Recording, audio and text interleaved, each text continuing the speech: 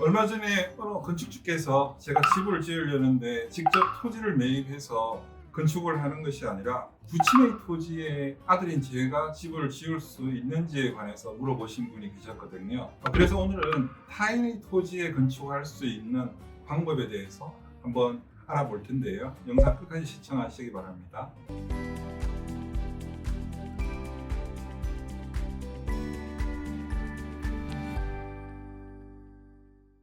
안녕하세요. 로아스홈스 팀장입니다.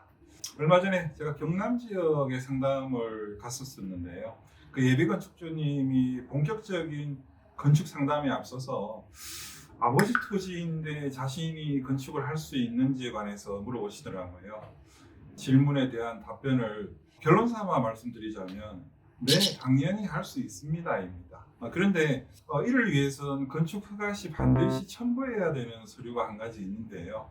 이는 다름 아닌 토지 사용 승낙서입니다. 다소 형식적이라고 생각할 수 있는 토지 사용 승낙서 양식만 있으면 얼마든지 타인의 토지에 내가 건축을 할 수 있다라는 뜻입니다. 그럴 경우에 당연히 토지에 관한 소유권은 토지주가 갖고 당연히 건축물에 대한 소유권만 내가 갖는 것으로 소유권자가 토지와 건물로 나뉘게 되는 것이죠. 따라서 완전히 남남 사이에서 이기보다는 가족과 친척인 경우가 주로 많은 편입니다. 그렇다 하더라도 건축 재산권 분쟁으로도 이어질 수 있는 경우가 간혹 있기 때문에요.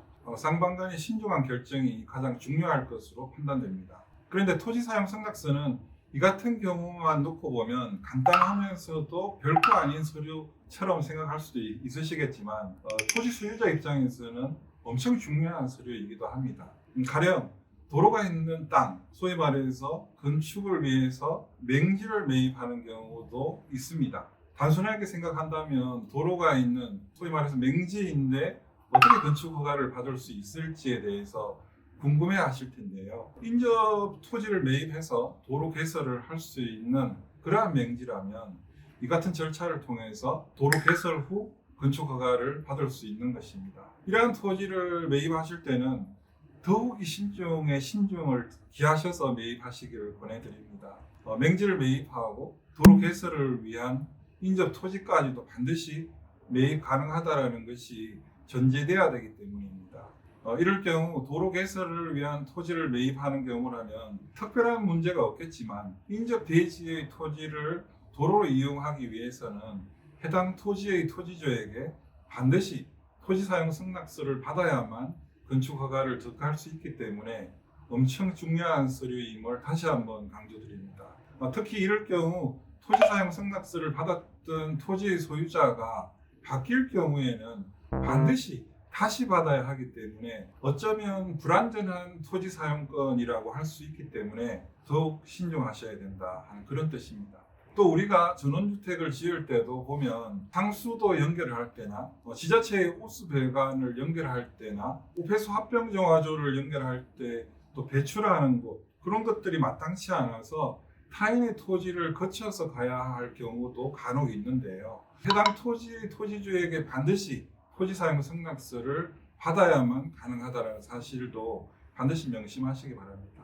간혹 이럴 경우에도 토지 사용 승낙서에 날인을 해주는 경우도 있지만 대부분의 토지주들은 내 땅 밑에 호수 배관이나 상수도 배관을 묻는 것을 꺼려하기 때문에 미리 확인하지 않으면 낭패를 경우도 있기 때문에 토지 매입 시에 반드시 체크해야 될 사항입니다.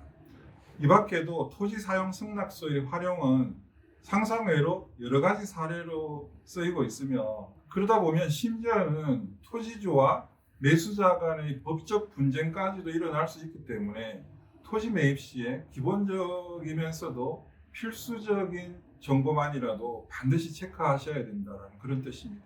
오늘은 토지 매입 시나 건축 허가 시에 혹시 필요할 수 있는 토지 사용 승낙서의 중요성에 관해서 한번 알아봤는데요.